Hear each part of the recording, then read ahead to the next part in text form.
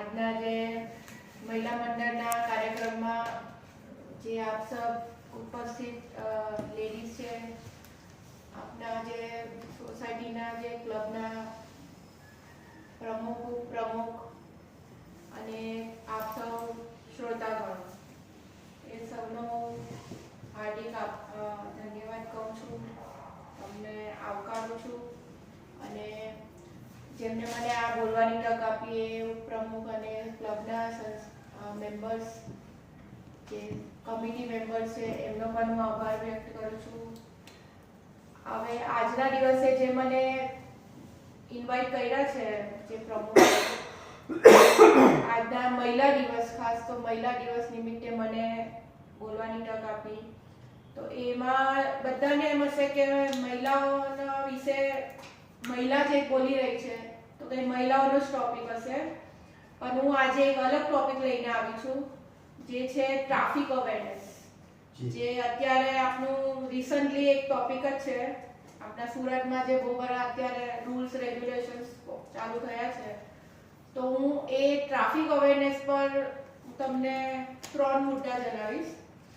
તો એ વિશે હું તમારી સાથે વાત કરીશ, અને એને માટે હું આશા રાખું છું કે તમે મારી વાત સાંભળો. મારી વાતથી કંઈક તમને થોડુંક પણ એ મળશે. એક વ્યક્તિ પણ મારી વાતથી થોડુંક ટ્રાફિક માટે ફોલો કરતો હશે તો હું માનીશ કે મારું વક્તવ્ય કરું. તો આજની જે ટ્રાફિક સમસ્યા છે, જેમ કે સ્પેશિયલી આપણા સુરતની, તો સુરતમાં શું છે કે વર્ષોથી આપણે ટ્રાફિકના આપણે એવા રૂલ્સ ફોલો કર્યા જ નથી. જેમ કે સિગ્નલ પર ઊભા રહેવાનું, પછી બીજું હેલ્મેટ પહેરવાનું, પછી જે અમુક જે રોડ પર રોંગ સાઈડ નહીં જવાનું, જે રોડ પર જવાનું હોય તે રોડ પર જ જવાનું, ટર્ન લઈને નહીં જવાની, જે આપણી એ છે આરસ જે કહેવાય, કે આપણે પૂરો ફૂલ ટર્ન નથી લેતા, આપણે ડાયરેક્ટ આમ શોર્ટ ટર્ન લઈને એવી રીતે શોર્ટકટ અપનાવીએ છીએ. તો જે આ બધા ટ્રાફિકના જે પ્રોબ્લેમ્સ છે, એટલે જે આપણી આદતો છે, તો એ આદતો ઘણી અંશે ઘણા બધાને તકલીફ આપે છે. પહેલું તો કે આપણા જે ટ્રાફિક પોલીસ છે, જે લોકો આપણા આખા સુરત સિટીની જે ટ્રાફિકને હેન્ડલ કરે છે, તો એ લોકો પણ આપણા જેવા માણસો છે. એમને પણ સવારથી રહીને રાત સુધી જે ડ્યુટી આપવામાં આવે છે, તો એ ડ્યુટીમાં એ લોકોને કેટલી બધી તકલીફ પડતી હોય. પહેલું તો કે જે આપણી પબ્લિક છે તે એમને ફોલો નથી કરતી, એમની રિસ્પેક્ટ નથી કરતી. એ જે કે પણ રૂલ્સ ફોલો કરવા માટે ઇન્સિસ્ટ કરતા હોય, થોડું હાર્ડલી પણ એ લોકો સાથે પબ્લિક સાથે એ લોકો વાત કરતા હોય, તો સામે પબ્લિક એમને ઉતારી પાડે છે. તો એ એમની ડ્યુટી છે, ટ્રાફિક પોલીસની ડ્યુટી છે, પણ આપણી ડ્યુટી છે કે આપણે સેફલી આપણું જે મંજિલ છે, આપણો રસ્તો છે તે પાર કરવાનો, અને જે આપણા રૂલ્સ બતાવ્યા છે એ પ્રમાણે ચાલવાનું. તો બધાની લાઈફ ઈઝી રહેશે, ટ્રાફિક પોલીસ પણ ઈઝી રીતે એનું કામ કરશે, આપણે પણ આપણા ગંતવ્ય સુધી બરાબર પહોંચી શકીશું, કોઈને પણ હેરાન કર્યા વગર. તો આ બધા પ્રોબ્લેમ આવે જો આપણે ટ્રાફિક રૂલ્સ ને ટ્રાફિક અવેરનેસ નહીં રાખીએ તો. ટ્રાફિક અવેરનેસને લીધે ઇવન બહુ બધા એક્સિડન્ટ પણ થાય છે. હવે આ જે નેશનલ સેફટી કાઉન્સિલ છે, NSC, તો એના પ્રમાણે એવરી ડે આપણે ત્યાં 1264 એક્સિડન્ટ થાય છે. એવરી ડે 1264 એક્સિડન્ટ થાય છે ટ્રાફિકના જે એના લીધે. ને એમાં જે પબ્લિક હોય છે તે પણ 20 થી 25 વર્ષનું જે યંગ યુથ છે, યંગ જનરેશન છે, તો એ લોકો એમાં અફેક્ટ થાય છે. અને એ એક્સિડન્ટને લીધે ડેથ પણ થાય છે, 462 ડેથ થાય છે.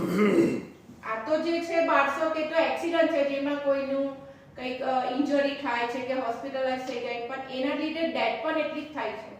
તો એ બધી વસ્તુ જે આપણા યુથ જનરેશન છે, જે આપણો ફ્યુચર છે, આપણા દેશનું ભવિષ્ય છે, તો એ ભવિષ્ય જ આટલું ઇન્જર થઈ ગયું, જે એ બાય ડિફોલ્ટ એ ડેથ પણ થઈ ગયો, કે આપણે લોસ કર્યું એ વસ્તુને.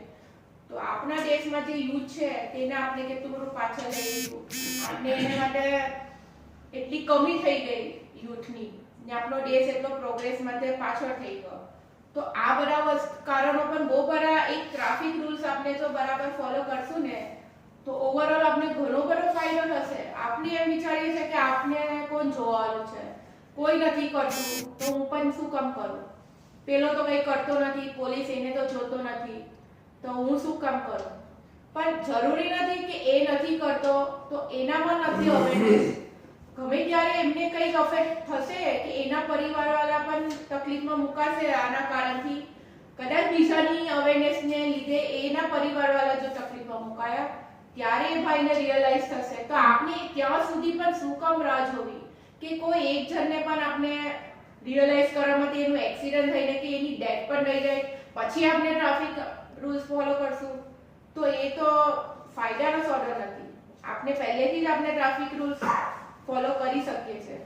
અને આ બધું ખાલી સરકારોનું પોતાનું કામ નથી, ટ્રાફિક પોલીસનું કે સરકારનું કામ નથી. આ આપના ઓલ ઓવર બધાનું જ કામ છે જે રોજ રસ્તાનો ઉપયોગ કરે છે, જે પોતાનું વાહન લઈને રોડ પર એકવાર નીકળે છે તો એ પોતાનું વાહન લઈને નીકળવા પહેલા એનામાં એ તૈયારી હોવી જોઈએ કે હું જે પણ રોડ પર નીકળી રહેલો છું તો એને માટે મારે કેટલી ફરજ મારી બજાવવાની છે. મને જે આ રોડ રસ્તા સરકારે આપ્યા છે તો એને માટે મારી એટલી ફરજ પણ છે કે હું એ રોડ રસ્તાને જે પણ એ લોકોએ રૂલ્સ બનાવેલા છે તેને ફોલો કરું. તો આપણે ખાલી સરકારને બોલવા માટે જ તૈયાર રહીએ છે કાયમ કે સરકાર આ કર્યું, સરકારે પેલું કર્યું, પેલો પોલીસ પૈસા લે છે, લાંચ લે છે, રૂશ્વત લે છે. તો એ બધું પણ એને લેવું નથી પડતું, પણ આપણે પબ્લિક જ એને માટે પ્રોત્સાહિત કરી દે કે ચાલ આજે પકડાયા, લાયસન્સ નથી આવ્યું મારી પાસે, સીટ બેલ્ટ મેં નથી બાંધ્યો તો પોલીસ આવ્યો, દંડ ભરવાનો આવ્યો, ચલો ભાઈ દંડ નહીં ભરવો, તમે લઈ લો ને અહીંયા પટાટ કરી દો ને. આપણે નથી જવું પેલી ડ્યુટી પ્રોસિજર માટે કે ત્યાં જઈને દંડ ભરીને એક રિસીપ્ટ લઈને આવીએ, એ પ્રોસિજરમાં આપણે નથી પડવું. એટલે એના લીધે આપણે જ એમને ભ્રષ્ટ કરીએ છીએ. તો ભ્રષ્ટ કરવા માટે પછી આપણે જવાબદાર એમને પણ માનીએ છીએ કે પોલીસ ભ્રષ્ટ છે કે સરકારી માણસો ભ્રષ્ટ છે. એટલે એ બધી વસ્તુ માટે અવેરનેસ એક વ્યક્તિથી જ આવી શકશે. આજે હું એમ કહું કે હું હેલ્મેટ નહીં પહેરીશ તો હું નહીં પહેરીશ તો બીજા બે જણ પણ મારા કહેવા પર ચાલશે કે હા ચાલ. ને આ એક વસ્તુ સાચી હોય કે ખોટી હોય પણ જે બધા જ ફોલો કરતા થઈ જાય ને પછી એમાં સચ્ચાઈની કોઈ એ નહીં હોય મૂલ્ય. એ લોકો જે બધા કરે છે ને એના પર ફોકસ થઈ જાય કે પબ્લિક કરે છે, આમ જનતા મેજોરિટી કરે છે. મેજોરિટી જે થઈ ગઈ ને તો એ મેજોરિટી રાઈટ હોય કે રોંગ હોય પણ એ લોકો એને સાચું માનવા માંડે. તો આપણે શરૂઆત આપણી મેજોરિટી એ નથી બનાવવાની, મેજોરિટી એ બનાવવાની છે કે આપણે જેમ કે હવે મારી વાત કરું તો હું પોતે હેલ્મેટ પહેરીને આવું છું. સવારે પણ મારો જ એક અનુભવ કહું કે અહીંયા હું આવવા માટે એકવાર નીકળેલી જ્યાં રૂલ્સ ફોલો કરવાનું શરૂ થયું તો શરૂઆતમાં હું પણ ભૂલી ગયેલી. સવારમાં પહેલા 6-7 વાગ્યામાં નીકળવાનું હતું તો હું ભૂલી ગઈ. રિટર્નમાં મને ટ્રાફિક પોલીસે પકડા તો હું સાઈડ પર ઊભી ગઈ કઈ નહીં, મેં કહું શું છે તો હું સાચું બોલી કે ભૂલી ગઈ હતી, મને યાદ નહીં રહું. અને આપની પેલી હેબિટ નથી કે આપણે રોજ સવારથી હેલ્મેટ પહેરીને નીકળવા. તો મેડમ તમારો તો કેમેરામાં આવી ગયો છે તો તમારે આપવું પડશે. મેં કહું ઓકે કંઈ નહીં, મારી ભૂલ છે. હવે હું નેક્સ્ટ ડેથી મને તરત જ હવે એવી અવેરનેસ આવી ગઈ કે હવે મારે પહેલેથી હેલ્મેટ લઈને નીકળવાનું, મારી ડિક્કીમાં જ મૂકી રાખું છું. એટલે આ વસ્તુ શું છે કે આપણે એકવાર દંડ સરકારને પણ કોઈ પડેલી નથી કે એ લોકો આપની પાસેથી પૈસા લે. આ રૂલ્સ ખાલી પૈસા લેવા માટે આવી પણ લોકો ચર્ચા કરે છે કે પૈસા કમાવા માટે આ રૂલ્સ નાખ્યો છે. ખાલી પૈસા કમાવા માટે નથી, એ લોકો પૈસા બીજી બહુ રીતે કમાઈ શકે છે. પણ જે હેલ્મેટની જે અત્યારે જે એ રાખ્યું છે કમ્પલસરી હેલ્મેટ પહેરો તો એ કોને માટે છે? પબ્લિકને માટે જ છે. ટ્રાફિક પોલીસ તો એ આમ જ ઊભો રહેવાનો છે, એને તો કોઈ એ નથી, સેફટી એનું તો એક બૂટ બનાવેલું છે. પણ હેલ્મેટ પહેરવાથી ફાયદો પબ્લિકને જ થશે, જે વ્યક્તિ પહેરશે એને થશે. કાલ ઉઠીને એ કંઈ પડશે તો એને વાગતા બચશે. ને મેઇન હેલ્મેટ પહેરવાનો મતલબ છે કે જો કોઈ વ્યક્તિ પડે અને એને કંઈક વાગે ને તો સૌથી પહેલું ઇન્જરી મગજ પર અસર કરે. તમે પડેલો, હાથ પગ વાગ્યા, તૂટ્યા, રિકવર થઈ જશે એકવાર. પણ જો તમારા મગજમાં કંઈ વાગ્યું ને તો માણસ ઓન ધ સ્પોટ ત્યાં પતી જશે. હવે મારા ઘરનો દાખલો લઉં. મારા હસબન્ડનું 2 અઠવાડિયા પહેલા એક્સિડન્ટ થયું. એક્સિડન્ટ એના લીધે નથી તો હેલ્મેટને લીધે છે, પણ કેવું એ નીચે પાર્કિંગમાં હતા ને પાર્ક કરેલું ને સ્ટાર્ટ કર્યા હતા તો સ્લોપમાં એમનું ઉતરી ગયું. હવે ઉતરી ગયું એટલે એનાથી એ એકથી ગાડી ઉછળીને પડી અને એ પડ્યા. એમને અહીંયા જ વાગ્યું છે. અમે તરત ને તરત દોડતા થઈ ગયા કે ચલો એક વસ્તુ થયું. એ તો સારું ભગવાનની કૃપા કે બધા રિપોર્ટ્સ નોર્મલ આવ્યા, અત્યારે ઓકે છે. પણ આ વસ્તુ બધા સાથે નહીં થઈ શકે. આવી રીતે નાની પણ જો એક્સિડન્ટ થયું, મગજમાં વાગ્યું, હવે જો આપણે હેલ્મેટ પહેરેલું છે તો મગજ તો એટલીસ્ટ આપણું સેફ રહે. હાથ પગ તૂટે એ બધું તો આપણું રિકવર થઈ જાય છે. એના લીધે જીવનનું જોખમ એટલું નથી આવતું. તો હેલ્મેટ પહેરાવવું એટલે જ જરૂરી છે, ઇમ્પોર્ટન્ટ છે. સીટ બેલ્ટ પણ પહેરવું એટલે જ ઇમ્પોર્ટન્ટ છે કે તમે કાર લઈને જાઓ છો તો સીટ બેલ્ટ, હવેની તો કેટલી ટેકનોલોજી વાળી કાર આવે છે કે તમારું પેલું બલૂન નીકળી જાય કે સીટ બેલ્ટથી તમે કેટલા બચી શકો. તો પબ્લિક માટે જ આ બધા સેફટી ટૂલ્સ છે કે તમે આ હેલ્મેટ પહેરો, સીટ બેલ્ટ બાંધો.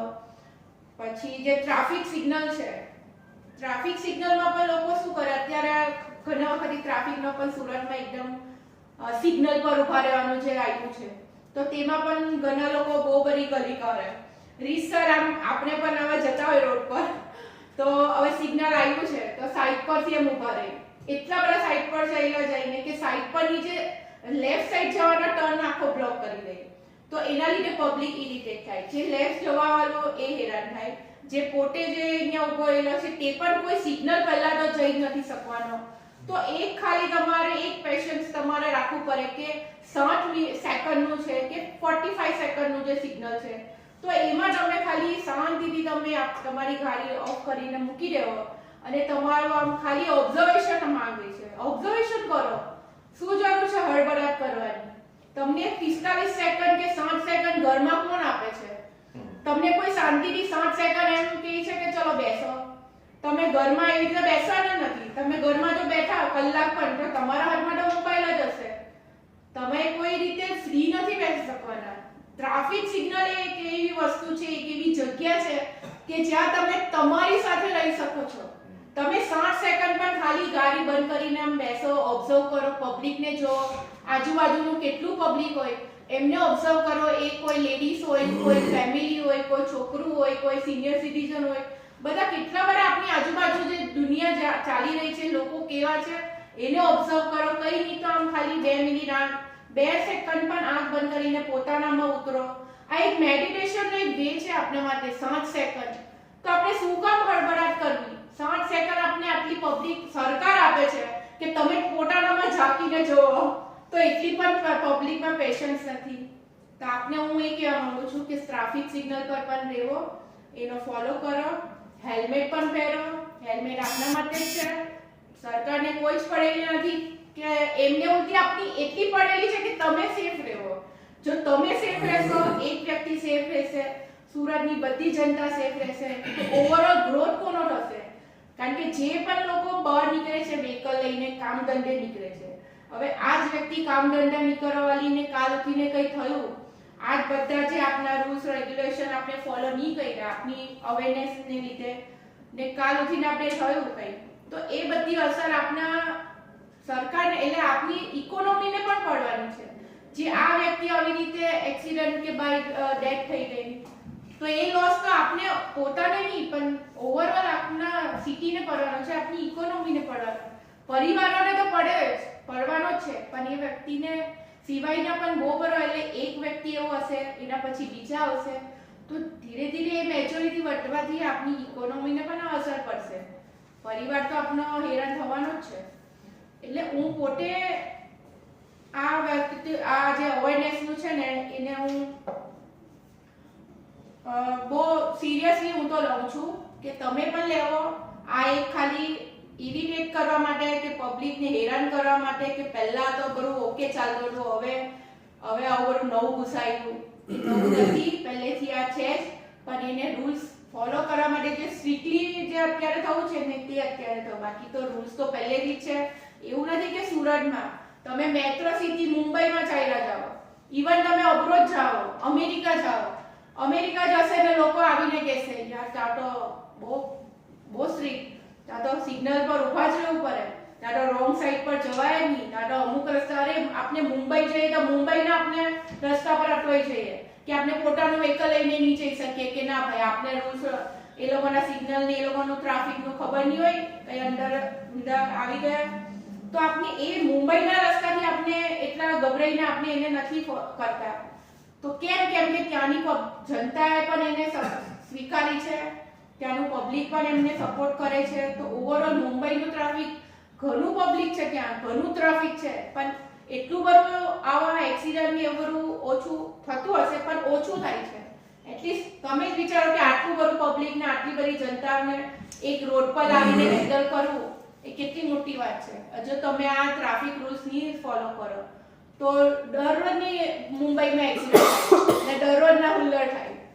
એટલે આ બધું બહુ જ જરૂરી છે. ટ્રાફિક અવેરનેસ, જે આપની સિગ્નલ્સની ઊભા રહેવાની આદત છે, હેલ્મેટ પહેરવું, સીટ બેલ્ટ પહેરવો, ઇવન હાઈવે પર પણ આપની તો ઘણી આદત છે કે હાઈવે પર આપણે ટ્રાફિક એટલે જે અવેરનેસ છે તે નથી ફોલો કરતા. ત્યાંના પણ જે રૂલ્સ છે એ પણ ગમે તેમ અમુક સ્પીડ જે હોય છે, હવે તો રોડ રસ્તા હાઈવેના પણ આપણા મોદી સરે તો બહુ સરસ બનાવી દીધા છે કે હવે ગુજરાતના રસ્તા તો એકદમ જ બેસ્ટ છે કે તમારે કશે પણ જવું હોય તો તમે આરામથી ઓછા પીરિયડમાં ઓછા ટાઈમમાં જઈ શકો.